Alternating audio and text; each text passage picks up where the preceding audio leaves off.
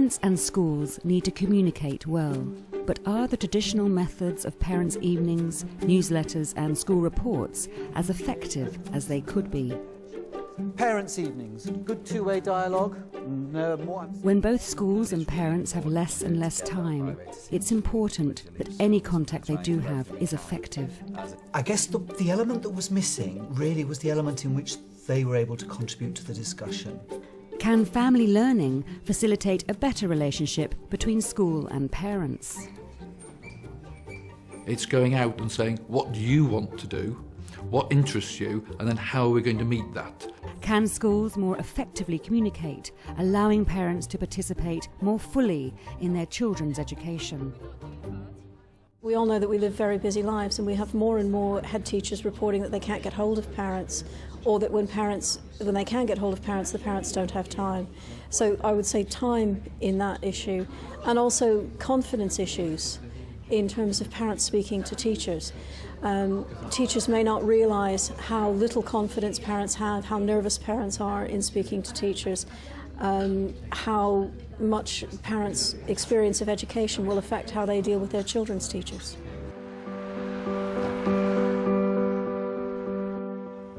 Holden Lane High School in Stoke-on-Trent is getting ready for one of the most stressful nights in the school calendar, Parents' Evening.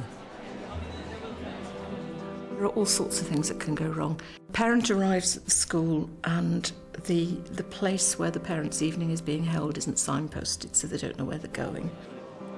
There are then very long queues for every teacher, and every teacher is running late, so you're then late for your next appointment with the next teacher.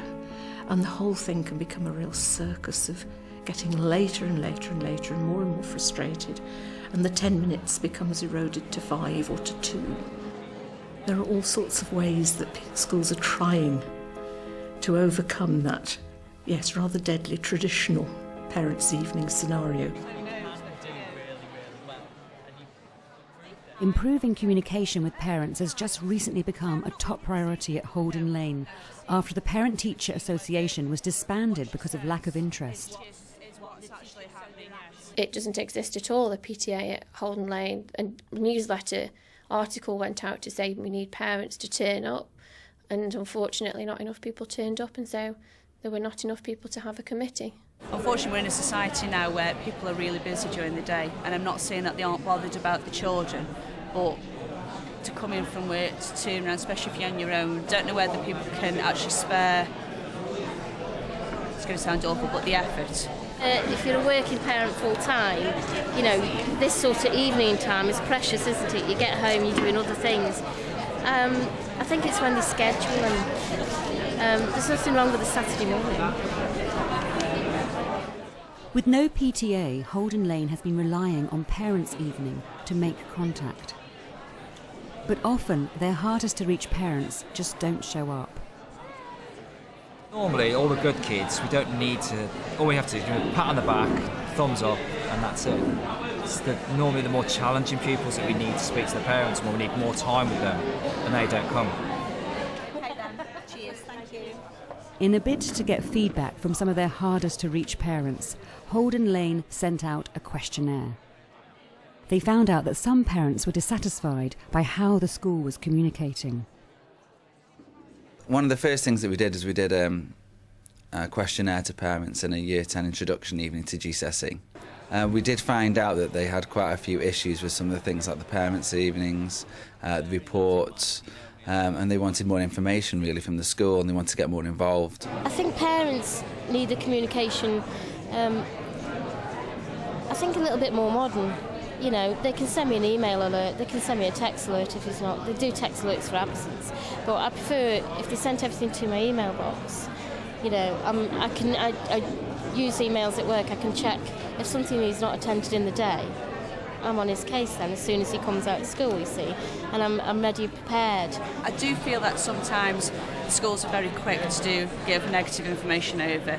They either phone you to say that there's a problem with your child, or they're suffering with the studies, or there's a particular attempt. There's always seems to be a darker issue, and it's very rare that you get a phone call to say, can I just say that, you know, how well such and such a person has done since within a timescale.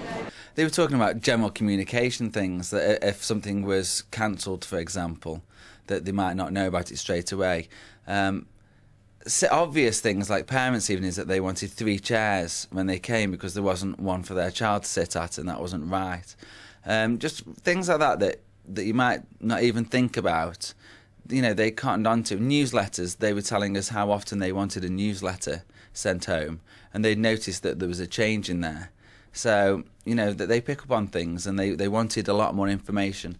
A lot of them are talking about the fact that they use the internet now, and they wanted the information to be there for them, as well as posted home, so that they had the chance to access their emails at work. They could see straight away if there was anything happening. We're really trying to get to the hard to reach parents.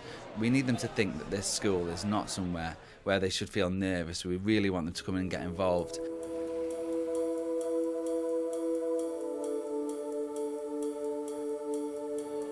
A good relationship between school and home is seen as a crucial factor for parental involvement. At Holden Lane, Assistant Head Rob Kelsall is just at the beginning of rolling out a new communication strategy, but first he wants to make sure the whole staff are on board. We've been doing a lot of research at the moment. Many staff might feel as though they don't actually feel it appropriate for parents to be in there. They may feel that a child should be behaving in the classroom without their parents, and that's part of being at school and being part of a class. In order to help Rob motivate his staff, we brought in education consultant Edward Gilday.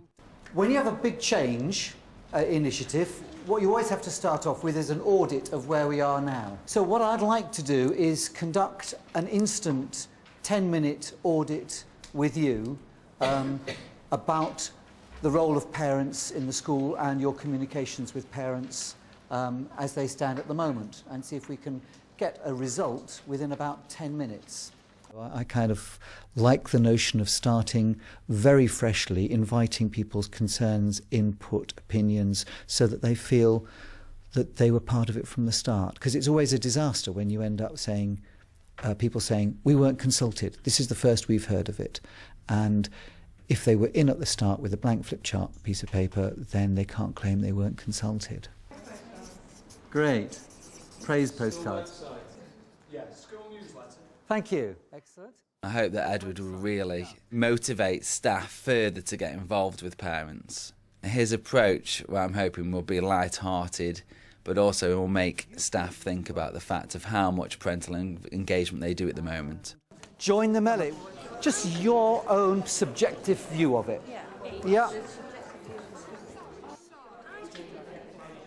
I mean, I think it's always good to get people up and engaged, get people making their input, let them air their views, do their voting, feel engaged with a sense of what their priorities are, for them to understand that this is going to be part of a major cultural change, I think, in the school. I think that the issue with the parents, we're very aware of the fact that our parents are supportive if they think that the school is working, and the negative culture that we've got needs to be broken. Just to spend time after school with the parents, but obviously there's a work-life balance then for the staff who have families that would need to go, to see their families after school, so it's not perhaps as easy, as it sounds. So would you say the use of planners is a genuinely two-way process in which not only are you using it to communicate with parents, but they are using it to communicate with you? No, I'm seeing more no's than positives. Newsletter, is it a two-way? Whenever you want to develop something, then the big resistances are teachers saying they have no time, and which they often haven't. I mean, it's an incredibly full-on job driven by a timetable, and then you've got to go home and prepare lessons and mark work, and there's a never-ending kind of cycle. So time is always huge. So you're going to need some change champions who are going to feel enthusiastic and put the effort in because they have genuine ownership of it, and then try and spread it sort of infectiously out from that. And that's where I think the notion of having non-teaching staff, someone who hasn't got a huge teaching load, hasn't got to mark books and so on, can actually do that level of parental engagement and help the families, support the families through the tough things they might be going through that has impacted on their child's progress. One person that's got experience of dealing with some of the sensitive issues facing parents is Lynn Jarvie. Like a lot of parents, she was also once a student here. And the important thing with Lynn is she'd been working as an attendance key worker. She was dealing with sort of 80 to 90% attendees, so she was looking at what the issues were and actually phoning home. And so she was building up a lot of contacts in community. She's learnt a lot of skills into talking to parents and getting them into school, you know, and those are the skills that we need for this job, really. You know, we could do with you coming down and you know, you would be able to see some of these subject tutors. That wouldn't be... I think we've all got to try new things, and if they're not prepared to try, then we're never going to know if we can get those parents on board. We've got to try everything possible. You know, we want them to get involved, and we want them to feel that they have got enough information to be able to help their child to get the best of their education. You get some parents that don't like coming in school, and then to be confronted by the head of the school or a deputy head probably is a little bit more daunting than speaking to somebody like myself who isn't a teacher, and they seem to feel more relaxed, and they're able to actually speak about things that they probably wouldn't raise with them. As part of their new communication strategy, Holden Lane wants to enable parents to feel comfortable coming into the school.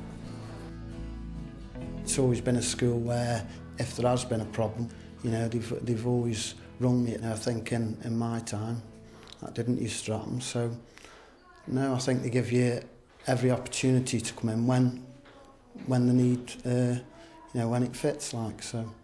You've got to show you're interested and you care and you want the best for them, but at the same time you don't want to push too hard because they'll just, you know what I mean, she's 15, nearly 16 now. It's difficult to keep her on track, so it's just trying to find that balancing act. I think it's just about right how often I do come in. Today Lynn has set up some meetings for herself and Rob with parents, but she's much more used to dealing with them over the phone. Edward will sit in and observe how they communicate, but first he's got some tips for Lynn.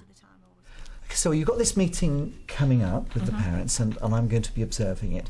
And I guess what I'm going to be looking for a little bit is the quality of the dialogue between the two of you. Right. Because you've clearly got an agenda, because the school wants the children to get such and such a result, and the action plans have been drawn up by the departments.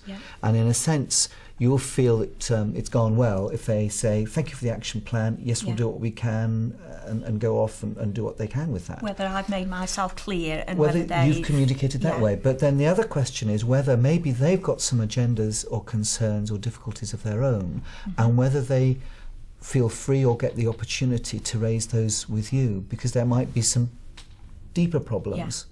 And sometimes you've got, you know, a superficial problem of someone's underachieving in a subject, but there might be something deeper going reason on. For the, and so sometimes being sensitive to little parts of their body language. Well, you might start off by noticing sort of signs of tension. It could be sitting back a little bit, or arms crossed, or just in the eyes, and tensions in the face and around the mouth, and nervousness.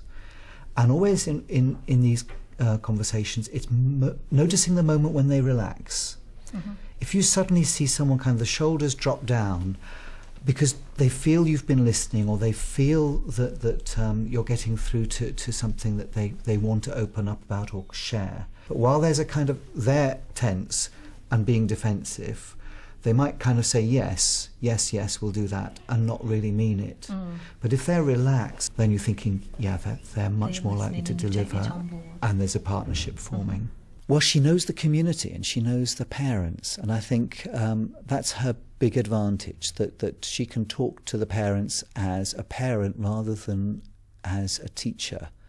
And so she'll be a lot less threatening, and they might be much more ready to open up, relax, and not feel defensive. I think for a lot of parents, if the school wants to intervene, and it's, you know, if it's a deputy head teacher particularly, or a head, parents are going to feel defensive, and that's quite natural that they should. But I think Lynn, because, you know, she's grew up here and knows everyone so well, and is a non-threatening person, she'll perhaps enable the parents to open up a little bit more and therefore engage them constructively.